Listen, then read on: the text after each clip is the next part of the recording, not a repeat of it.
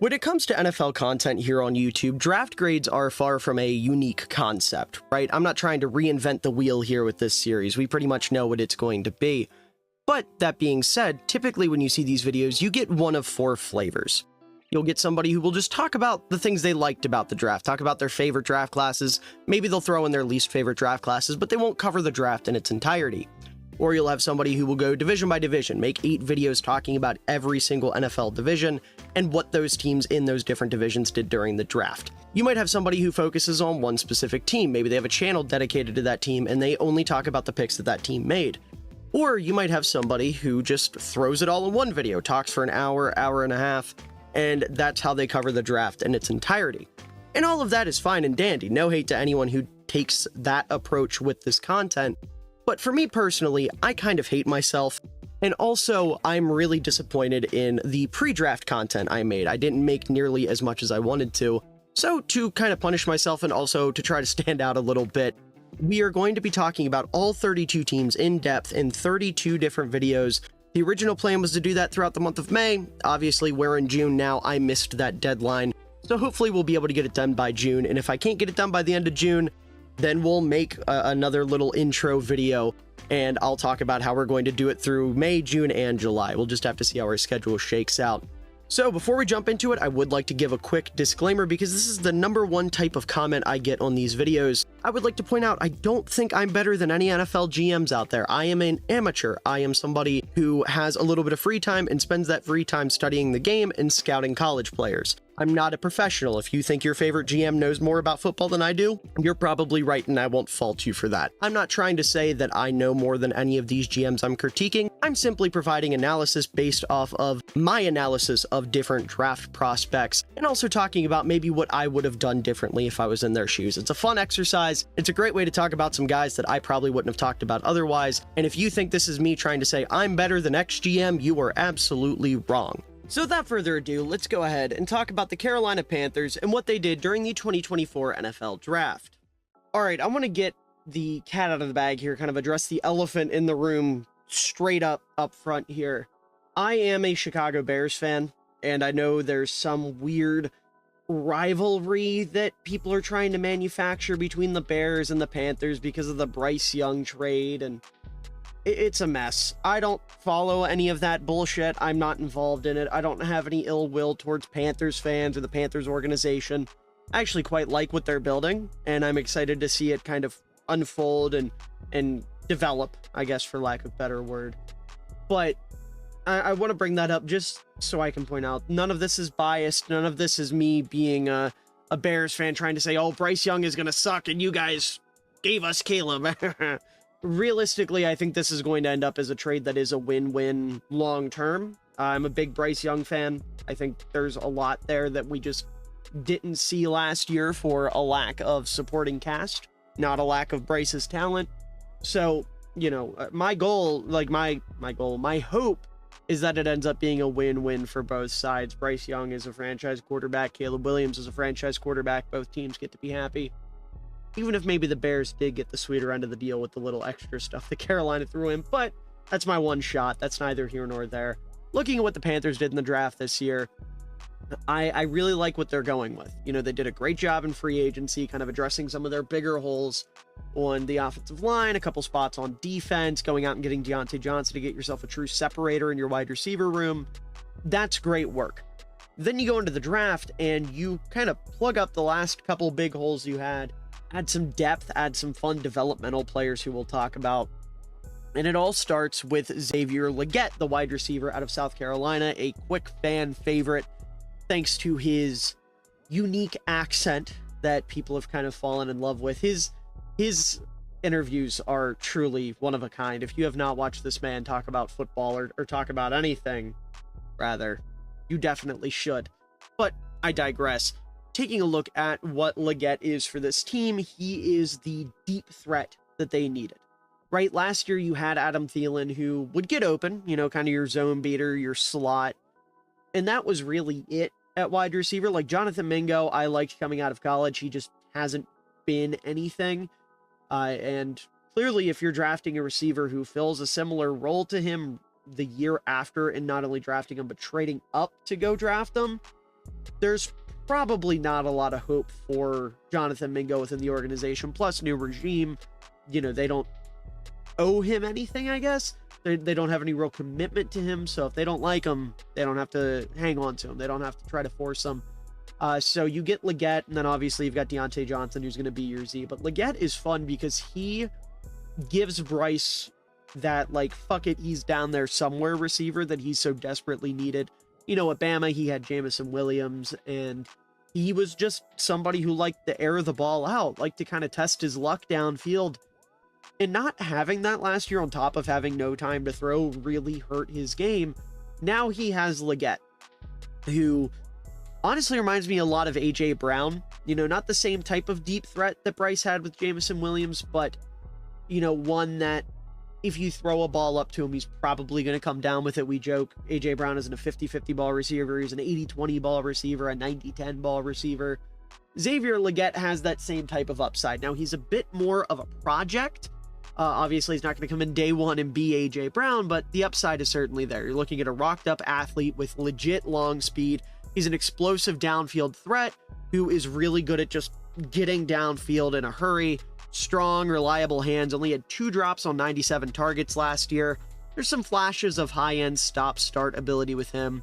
Same thing with his hip flexibility and his ability to kind of pinch tight angles as a route runner. There's some flashes there. You want to see that be a little bit more consistent. Something I think is really underrated with his skill set is the amount of snap in his breaks, something that people kind of overlook. I do think he has some room to improve as a route runner, but maybe he's a little bit further along than some people want to act like. He has a wide catch radius thanks to his bigger frame, which allows him to haul in difficult throws. He's able to haul in difficult catches over the middle as well because he is bigger, and he's able to turn upfield without losing too much momentum in those situations. He's awesome at the catch point with physical demeanor to muscle through contact. That's where that A.J. Brown comparison comes in. Had a 46.7% contested catch rate on 21 targets last year.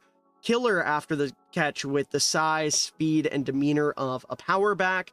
And he has the physical tools to serve as a competent run blocker, and that will play into their next pick, who we'll talk about here in a minute.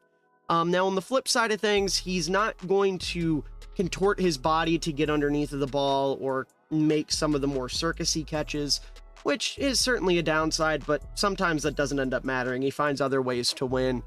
He's clearly a linear athlete. He's not somebody who's going to give you a bunch of explosive plays over the middle, things like that. His route tree needs some development for sure. It's almost a bit one-dimensional with just go routes and kind of getting down the field vertically. But while he is good after the catch and he does run hard, his contact balance is inconsistent. It's not bad, but you'd certainly like to see it be a little bit more consistent. And then, of course, there's the, is he a one-year wonder allegations, I guess you could say, because he did take 5 years to really do anything in college. And sometimes with players like this, who are kind of dependent on size or athletic traits, it's like, okay, they had one good year. Are they really going to continue to do that? Was this year a fluke? Are they a one-year wonder?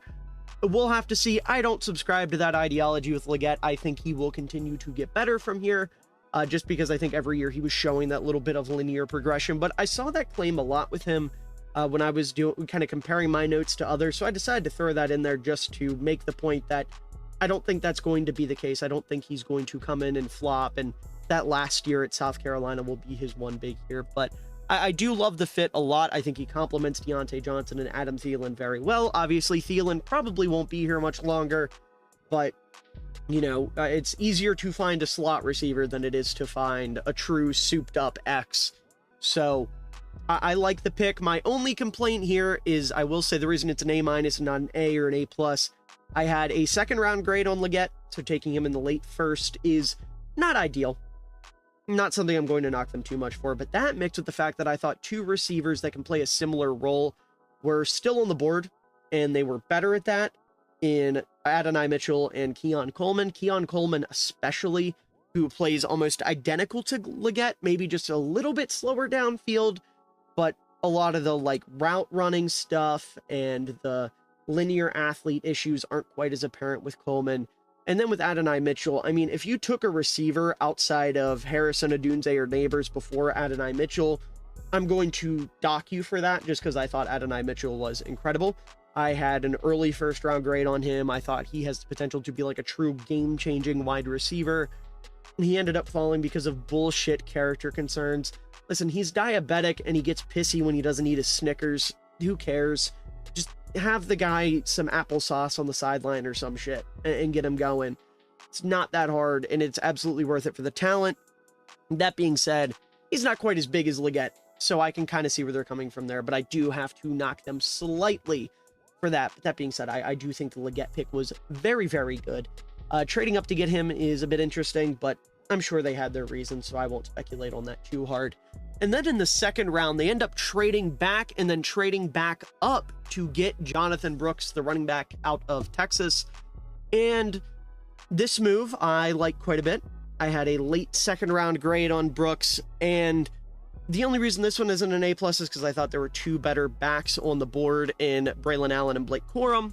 Brooks was my RB3, but I do like the pick. You know, I think this is a great pick. I think he gives you something you simply do not have in your backfield, and that is a running back who is elusive and can see the field.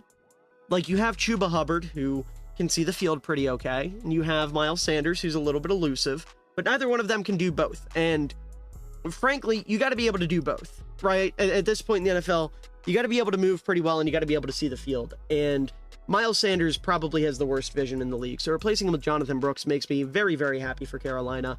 You do have to worry about the injury. Obviously, coming off a major injury is no joke. And additionally, you know, he's a little tight-hipped, and he's not a power runner, but you have Chuba Hubbard to play next to him, so you don't have to worry about that kind of stuff. But an ACL tear in November, certainly noteworthy. However, looking at what Brooks does good outside of the vision, he has good size, good height, has true home run speed, really good burst. He can take balls to the house, like I was saying. He has the footwork to make quick adjustments and cutbacks, possesses a killer jump cut that he likes to utilize in these situations. We've seen guys like DeAndre Swift of my Chicago Bears make a career off of a jump cut, and Jonathan Brooks has a jump cut that rivals those guys. So I like that a lot. Runs hard between the tackles, even though he's not like a power back per se. There's a lot of fight in this dog, and he's going to make you pay if you underestimate that. Really solid contact balance to break tackles and keep churning, consistently able to threaten the corner on outside zone runs. Great ball security with only one career fumble, knock on wood. Functional pass catcher, willing pass protector, very little tread on the tires. I love the Jonathan Brooks pick for them. Again, can't give it an A+ because I did think there were better backs on the board. Maybe you could argue that Allen specifically would be a little bit redundant with Chuba Hubbard, but him and Blake Corum would have been great together. I don't see a lot of overlap between Hubbard and Corum, so is what it is. Plus the injury, you know, you do have to take that into account, but it looks like he got a clean bill of health. Obviously, Jerry Jones raving about him. The Panthers traded up to ensure that they would end up getting their guy, which I don't want to hate on the Cowboys too much, but it is pretty funny that, you know, the night before the draft or night before day 2, Jerry Jones is like, yeah, Jonathan Brooks, best player of all time, you know, greatest player I've ever watched. He's going to make one hell of a Cowboy. And the Panthers said, all right, we're going to trade up right in front of you, just about, I think a couple picks before, and steal your guy that you had your doctors repair his ACL and work with him through his recovery. I think that's pretty funny. But Brooks is going to be somebody that's going to take a lot of pressure off of Bryce. Him and Chuba Hubbard are going to make a very, very nice running back tandem. It seems like Carolina is finally trying to address the fact that they could not run the ball. So that makes me happy. I like that pick a lot. And then in the third round, they end up trading back and they select the linebacker Trevon Wallace out of Kentucky. And this is an interesting one because Carolina is drafting a linebacker here that's probably going to sit for a little while. He's not going to, you know, if he does get on the field, it's not going to be a lot, primarily because you have Shaq Thompson and you have Josie Jewell, who you just paid. So you've got two good off-ball linebackers, and Trevon Wallace, God love him, he's still kind of learning the position, but he's going to make one hell of a special teamer. You know, I made my top 10 linebackers video. If you haven't checked that out, I would definitely recommend doing that. But Trevon Wallace was one of my favorite players in this class because of his athletic ability and his energy. This guy loves the sport of football. Now, is he the most technically refined linebacker? Is he the most instinctive linebacker? Is he I don't want to say the smartest because I don't want to call the guy dumb, but does he play with the highest football IQ? No. But I'll be damned if this man does not treat every snap like it's his last he's ever going to play, because his energy and his just hyperactive mentality are something else. I mean, he just plays with a love for the sport, primarily a love for hitting people. And honestly, I know we're in this age where linebackers are a little smaller and a little more coverage based, and even then Trevon Wallace at 6'1", 237 is kind of built like that type of linebacker. We need the psychos back. You know, I'm not saying we need the Vontaze Burficts who are trying to kill people, but we need the psychos back. Trying to think of a good example who isn't offensive, because my mind immediately went to Bill Romanowski, and like he applies, but Bill Romanowski was a little too far. Kind of like a Mike Singletary. I know I'm using a bear example again, but like if you watch Mike Singletary before the play, his eyes, right? Samurai Mike with his eyes, people talk about his eyes. That type of psychotic, I think Trevon Wallace has in his game, and I love it. And on top of being that type of psycho, he has great explosiveness, great lateral quickness, great straight line speed, really good arm length. He's able to play sideline to sideline at a high level.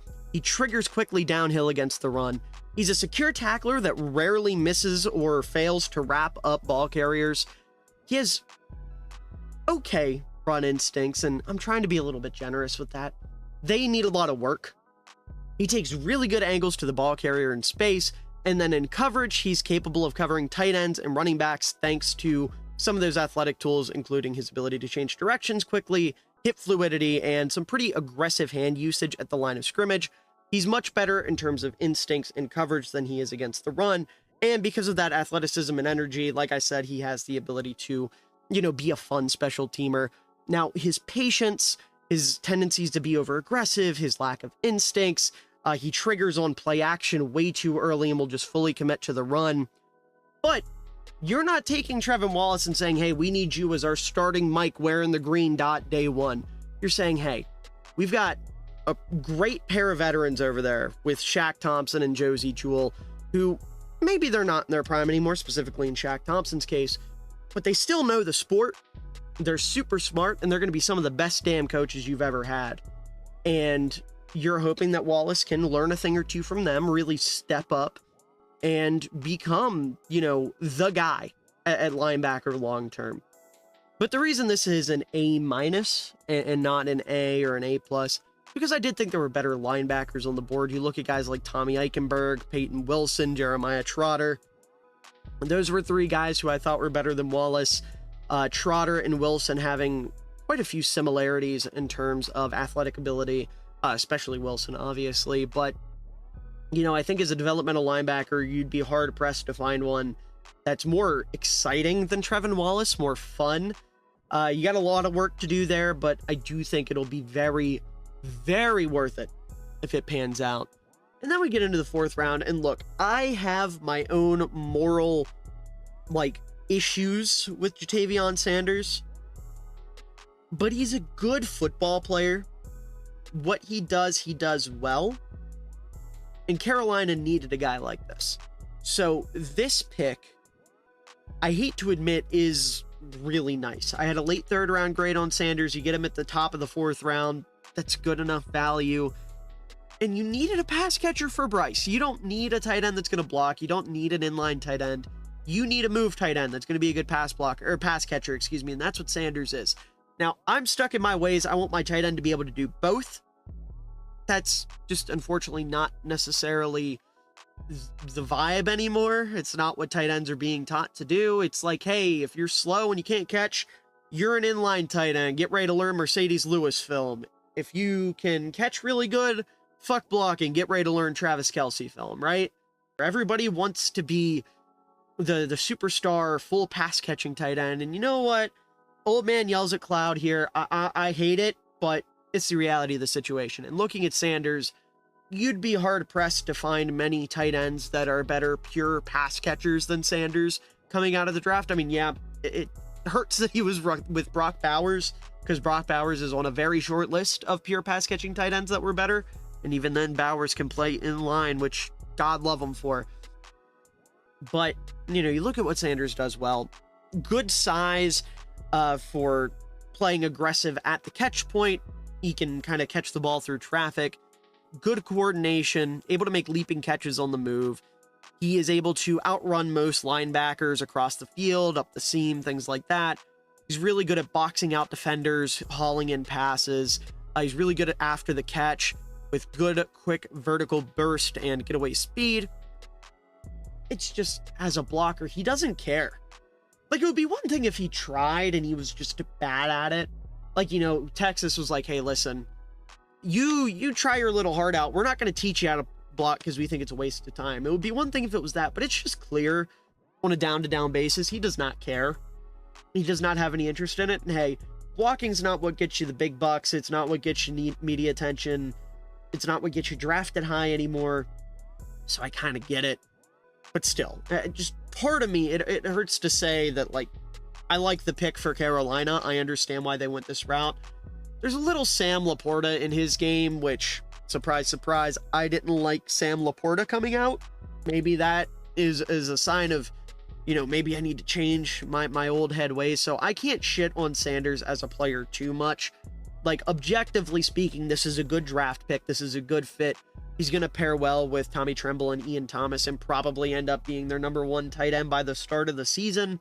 If not, I doubt it takes long in season. I'm sure Bryce Young is going to love throwing to Sanders. So that's a damn good pick, even if it hurts my soul to admit it. And then here in the 5th and 6th round, we've got two names that I'm admittedly not super familiar with. I ended up going back and watching a little bit of their tape after the draft. Not too much, so I can't say I have an intimate knowledge of them. But the first guy here, Chow Smith-Wade, the corner out of Washington State, I like as a developmental slot option, which seems like what he's going to be here in Carolina. I've seen some people say he's got some Troy Hill in his game, excuse me. I definitely can see that. I can see that comparison for sure. He's just somebody who is, you know, a good enough athlete. He's really sticky in man coverage, but because of the size and his weight and his lack of discipline in zone, he's not somebody I project as a starter right away. He just loves to jump at the ball in zone coverage. You know, not a lot of playing patient. It's just if he sees the ball come his way, he's trying to jump the route. High probability he's completely missing and letting the guy behind him pick up an extra 5 yards that he shouldn't have. So there's some issues there. Gonna make one hell of a special teamer with that mentality and the athletic profile. His hip movement is also pretty iffy, so we'll have to see how he develops. I like this pick for Carolina as a developmental slot. You know, you needed some depth at corner for sure. I will say the reason this is an A- and not an A is simply because Kalen Carson was still on the board. He was one of my favorite corners in this class. I think he can do exactly that. Honestly, probably step in day one as a starter as your nickel corner. So, you know, I can't complain too much, though, because he's a 5th rounder that's almost certainly going to make their roster. So that's kind of what you're looking for. You want somebody that's going to play some sort of role, make the final 53, and I think that will definitely happen with Chow Smith-Wade. And then in the 6th round, they take Jaden Crometti, I believe is how you pronounce his name, defensive tackle out of Mississippi State. And you're looking at a 4-year starter with good enough size, pretty good power at the point of attack, good pad level, plays aggressive. He's just not the quickest guy in the world. He's going to lunge. His hand placement isn't great, and his pass rushing plan isn't necessarily there. But, you know, if he continues to develop, which is definitely within the realm of possibility here, he can be a solid rotational defensive tackle. You've got some good guys for him to learn from with Ashawn Robinson and Derek Brown and Shai Tuttle. You know, you've got some solid mentors there. So if he can develop, it looks like, I'm looking at ESPN right now, he's listed as a nose for them. I could absolutely see that. You're looking at a guy who is, 6'4", 300 pounds. He can absolutely be a long-term nose tackle. So again, you're looking for somebody in the 6th round who can make the roster. I think there's definitely a world where he makes the roster as that developmental backup, maybe even rotational right away nose tackle. So we'll have to see what the plan is with him. And then in the 7th round, they get what I would consider an absolute steal in Michael Barrett, the linebacker out of Michigan. Once again, if you watched my top 10 linebackers video, you would have heard me sing my praises on Michael Barrett. Once again, referencing the Bears here because I can't help myself. He reminds me a lot of Jack Sanborn, who was a very similar type of player, albeit Sanborn was a little bit bigger. You know, just somebody who coming out didn't seem to have a lot of upside. Sanborn ends up going undrafted. Barrett is taken at the end of the 7th round here. Just someone who is more instinctive than they are quick, really smart, plays hard, plays aggressive, good technique, good form. I think Barrett is going to be a great, long-term backup for Carolina. I could see a world where maybe he gets the start. Maybe you see Barrett and Wallace taking over as your 2 linebackers, and that could absolutely work out because they complement each other very well. But Barrett, his leadership and his pre-snap awareness, his post-snap awareness, his energy, it's a very different energy. He's not bouncing off the walls like Trevon Wallace. His is, he's the first guy to help somebody up at the end of a play. He's the first guy to celebrate with a teammate when they make a big play.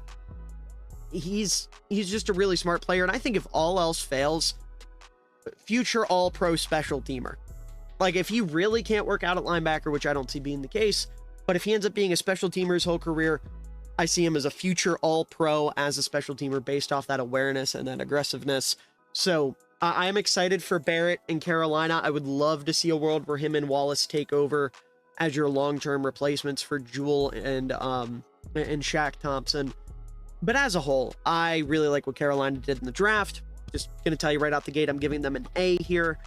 I think they addressed a lot of big needs, getting that X receiver, getting a real running back to complement Chuba Hubbard, or to have Chuba Hubbard be the complement to, I should say. I think Jonathan Brooks will end up being RB1 on this team pretty quickly. You get Jatavion Sanders, who, again, I already said I think is going to end up starting at tight end pretty quickly on this team. You get some fun developmental options in Trevon Wallace and Chow Smith-Wade and Jaden Crumetti. And then, of course, Michael Barrett, who a 7th rounder who I think is almost a lock to make the roster. That's a pretty damn good pick there. Maybe some guys that I would have taken earlier, or some guys I would have taken over some of their picks. A couple guys that maybe I would have waited to take or, tried to finagle a little bit. That's why this isn't like an A+, the perfect draft. But it's pretty damn close. I think Carolina did a hell of a job. You got Bryce Young support. You've got some pieces long-term on defense. This is a hell of a way to ring in a new regime, a regime that a lot of people, including myself, were doubting because you're hiring a guy from the inside from what was a disastrous regime. But hats off to them. I think they're doing a hell of a job so far. And I'm really excited to watch them, and more specifically Bryce Young, get to work this year. Had a chance on the throwback. This was an ill-advised throw. What an unbelievable catch by Cole Kmet. And he cups it too. No movement when he hits the ground, tucked up against his shoulder. Wow. Using that